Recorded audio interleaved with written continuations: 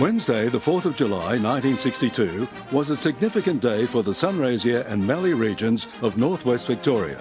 Sunraysia Daily newspaper headlined with the announcement that a private company, Sunraysia Television Proprietary Limited, was sponsoring an application for a television licence for the Mildura area. The sponsoring companies were Elliott Provincial Newspaper Group Proprietary Limited, Sunraysia Broadcasters Proprietary Limited and Sunraysia Publishing Company Proprietary Limited. The application proposed that the transmitter would be at Yatpool, south of Mildura, where it would be co-located with the Australian Broadcasting Commission television transmitter. Television was coming at last. Hello, I'm standing in the control room at STV8, 60 years after television in Mildura first started. This control room is no longer functional. However, we're going to show you some movie film from the days when STV8 first commenced transmission in 1965. Television commenced in Australia in 1956 in both Sydney and Melbourne. But it was not until 1963 that the Postmaster General, who administered the Broadcasting and Television Act, advised that a commercial television licence for the Mildura area was to be granted. The station was to be known as STV8. The original formal application was made as far back as 1953 by Mr. Charles Lanyon, who became chairman of Sunraysia Television Limited, a public company formed to operate the television service. It was proposed that television programs would start to be transmitted in 12 months' time. However, that was delayed until late in 1965. In the meantime, work commenced on the television studios at 18 Deakin Avenue. The tower to transmit the programs from the studios to the Yatpool transmitter was first to be constructed. The tower was to become a prominent landmark in Mildura. The studio complex was then undertaken. This new building contained specially designed facilities for a studio, control room and technical installations, film library for preparing and storage of programs and administration offices. Television in Australia was in its infancy and experienced staff was hard to find.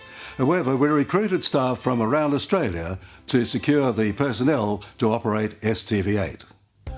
With the completion of the building, it was time to install the essential equipment required to operate a television station. On hand to supervise the installation was the Chief Engineer, Alex Stewart, who came to Mildura with previous television experience in Perth, with assistance from technician Bruce McLean.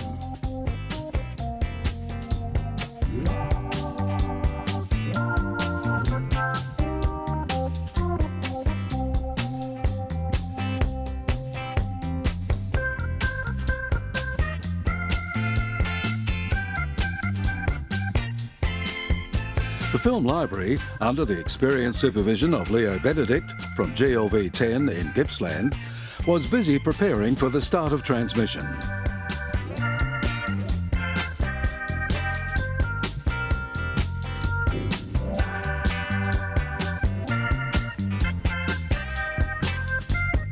Testing of the control desk and film projectors was also an important undertaking.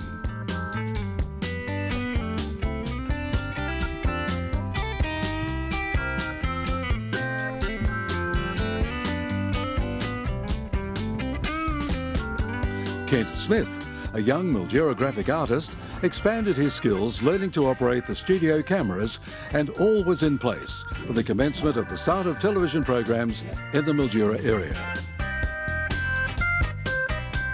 Two of the first on-camera news presenters were Rod Tabret and Ted Varden.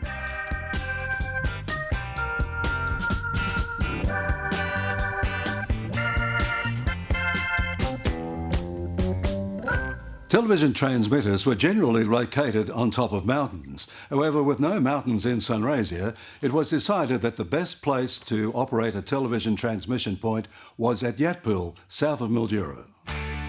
Yatpool was 13 miles from the Mildura studio, where a tall mast was constructed to send the sound and vision to the Victorian and New South Wales areas, intended to be covered under the licence.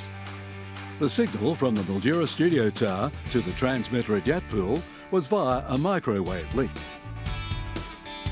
The transmitter was housed in a building designed to accommodate the ABC television service and shared with STV8 under a cooperative arrangement to share costs in this remote regional area. The STV8 transmitter was installed under the supervision of Mr. Lanyon and Mr. Foley.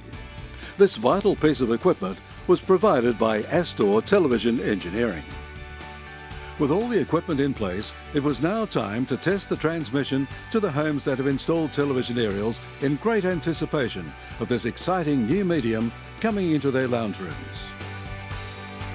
At first, it was a test pattern to enable technicians installing television sets to ensure that the picture was correctly being received. It was followed by a trial transmission of programs for 3.5 hours in the evening. For people who had yet to purchase their television set, shop windows at television retailers were very popular.